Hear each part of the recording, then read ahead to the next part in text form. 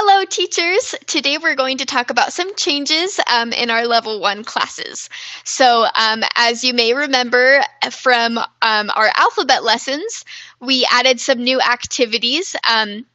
So these are new activities for units 9 through 12. So we're going to talk about them. I'll walk you through a couple things that you may come across in your Level 1 classes that are different. And we'll kind of practice them together. So we're going to jump right in. This is, of course, the title page. This is nothing changes here. Same with our song. That all stays the same. When we jump into our title page for the lesson, again, you'll follow the teacher directions as usual. So this is still basically the same. We're going to introduce the topic. Your students don't have to repeat after you, but it is a great opportunity to have your students guess what you may be learning about. For example, as you can see, we are learning about a big elephant today. And so you could do something to ask your students, maybe circle the elephant and ask your students, what do you see? What are we learning about? Jojo, what is this? What is this? A big elephant. Yes, we are going to learn a big elephant. So that's just one way you could do it. Again, it's pretty similar to your normal title page, but the way that this is set up, it kind of gives you the opportunity to have your students guess what they could be learning about. Okay, so another thing that is a little bit different is up in the corner, we used to have kind of like the title of what the slide was. For example, this page is words to know, but that is now listed down at the bottom in your teacher directions. The reason is just because it makes it easier, more simple. The students don't need to see words to know up at the top, so it's just easier for you to see it down here, so you know what the slide will be about. This is pretty simple. So here we have, a picture of an elephant, and when you click on the elephant, then the flashcard shows up and it shows the word elephant. We've seen this before in our lessons. It's pretty simple, but so you could do something like have them guess what the word is. If you have a prop, like an elephant prop to hold up, that would be pretty helpful in this slide. So yeah, if you have like a prop to use, or if you try circling the elephant, try to get them to guess what it is. And then, if they don't know it, you can click on the elephant and it'll show the flashcard. And then, of course, just teach them the word, repeat, say the word to them and have them repeat after you. So that's pretty simple, nothing too drastic. Okay, so after you do the flashcard, then the next page is a one-on-one page where you practice the word elephant. So, here, this is pretty similar. There is a difference on this page. So when you click on the word elephant, it splits it up into different syllables. So elephant. So this is a little bit different. It just kind of gives us a new way to practice with our students.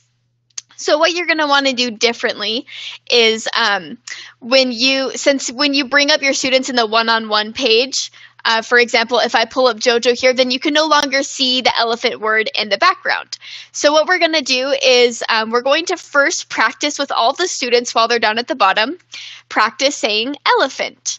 And then you'll click on it, click on the word, and then have them practice elephant. So do that first before you do your one-on-one, just so they can see how the word breaks up. And then when you do your one-on-one with your students, I'll bring up Jojo here, and then we'll practice doing elephant. You practice as you would normally, and then you practice again breaking it up. So elephant.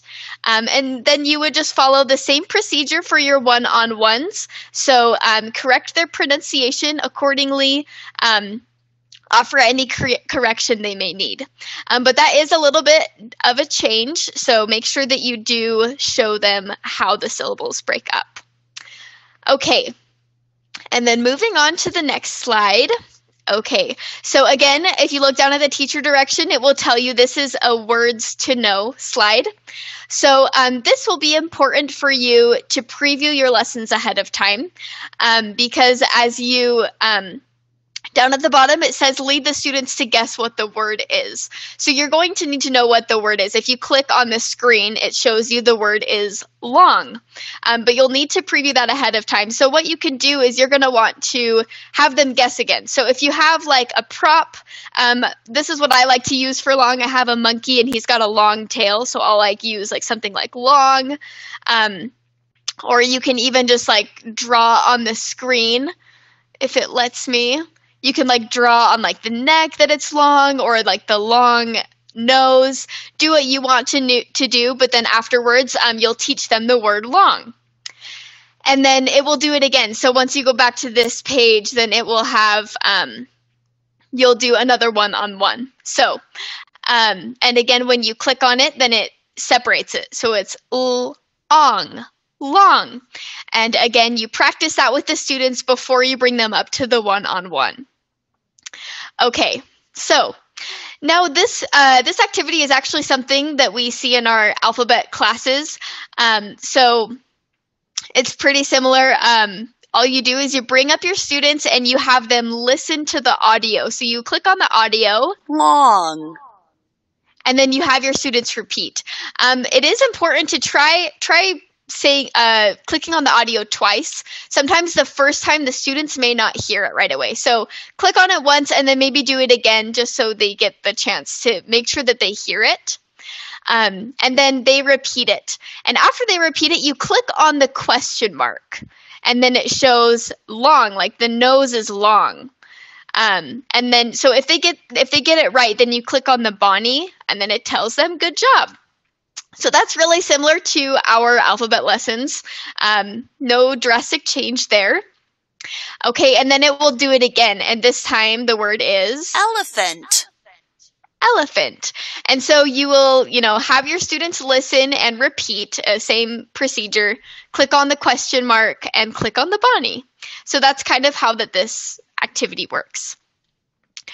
Okay, so down at the teacher directions, it tells us these are sentences to know. So these are going to be important because you'll see them the rest of the lesson. These are phrases that we want our students to be familiar with. So it's nothing super like drastic. So here when you click on the page, it's just kind of like a read together in a normal lesson. So we teach them it's an elephant. And it has a long nose. So you'll teach that how you normally would with a key phrase. And, help them make sure that they understand it because it will come up in later parts of the lesson. And then this same page again, it will do the same thing. So again, it's an elephant. It has 2 long teeth. So you'll teach that as you normally would. And then here, I know that we've seen this activity before, but this is a little bit different because this is placed at a time right after we learn these sentences that they're supposed to know. So it's really helpful. This will help the students remember what they just learned and put it into practice. So make sure when you are doing this activity that you click on each puzzle piece at a time to let the students guess. So as I click on the puzzle piece, Jojo gets the opportunity to guess. Jojo, what is it? What do you see? Elephant. What is it? Elephant. Good job. Let's put it in a sentence. It's elephant. Good. It's an elephant. Good job, Jojo. Good. And so this activity will give you the opportunity to have them practice the previous sentences that you just learned. Okay, now let's go to the next page. So again, this is another same thing. They're just practicing the new sentences that they just learned. So we will, again, just click on each puzzle piece one at a time and let your students guess. Jojo, what do you see? What is it? It has a long good, a long nose. nose. Good job. It has a long nose. Good job, Jojo. So doing this gives the students an opportunity to practice right away what they just learned, instead of waiting until the very end of the lesson. Okay, and then we have Let's Play. So this is really fun because our Let's Play game, this has many activities for us to do. So what you'll do is you'll just kind of go through the arrow. You're in a little submarine, and you'll go to your first activity. So when you click on it, it brings you to this activity. Now this may also be a new activity, something you may have not seen before. So what you're first going to do is listen to the audio. So there's an audio button, and you'll click it. Elephant. And again, you may need to click on it twice, depending on the noise level. Sometimes you just want to give your students the opportunity to make sure they hear it. After they hear it, you're going to invite them to circle what they hear. So like usually I would like listen and say, okay, students, what do you hear? Can you circle? Let's listen. Let's listen. Elephant. Can you circle? Jojo, can you circle elephant? Where is elephant? Uh-oh. That's not an elephant. Oh, no. Oh, so sad. Jojo, can you circle elephant? Circle. Circle. Yay! Good job, Jojo. Yay! Okay, so this one is just a little bit different because what happens is, sorry, let me go right back. Okay, so when you have them circle, and if your student guesses it wrong, for example, Jojo circled the monkey, then you click on the monkey and it makes the boy cry.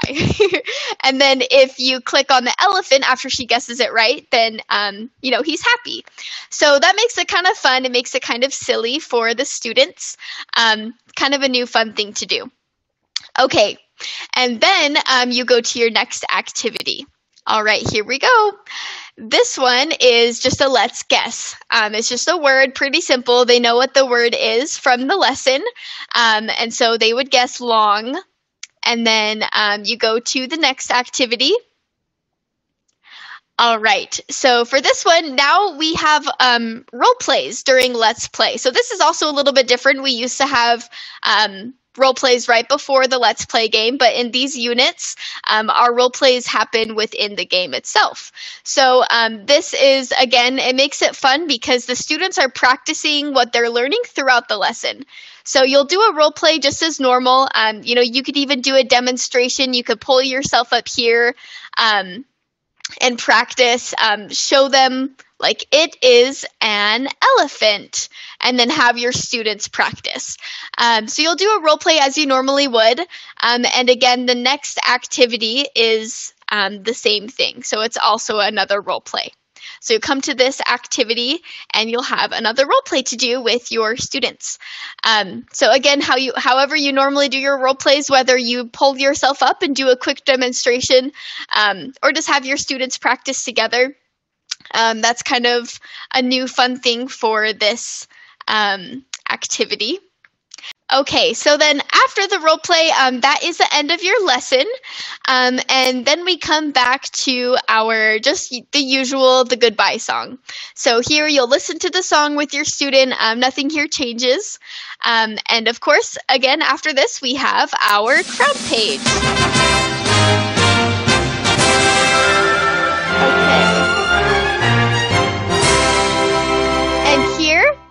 And here you can have your students choose a crown. Of course, this is nothing different here. You can have them choose whichever crown they would like.